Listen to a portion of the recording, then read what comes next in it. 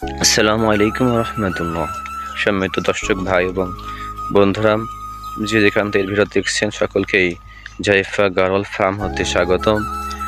আজকে আমরা গারলের চিকিৎসা, কৃমিনাশক চিকিৎসা সম্বন্ধে জানবো। সম্মানিত দর্শক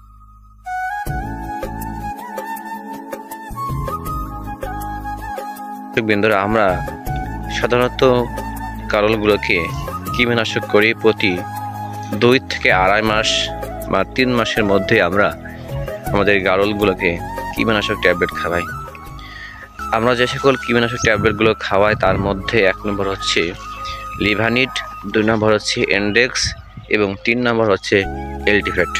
সম্মানিত দর্শক ভাইরা, আমরা বর্তমান গ্রীষ্ম মৌসুমে আমরা লিভানিটটা না খেয়ে এলটিভেট প্রত্যেকটি গারলকে জন্য অর্ধেক করে খাওয়াই।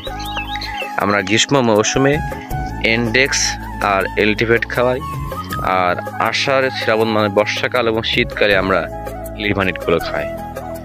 এবং বিশেষ দ্রষ্টব্য সেটি হচ্ছে, আপনারা যখনই আপনাদের গারলগুলোকে কৃমিনাশক ট্যাবলেট খাওয়াবেন, খাওয়ানোর পরেই অবশ্যই আপনার গারলগুলোর গা ধুয়ে দিবেন বা ভিজিয়ে দিবেন।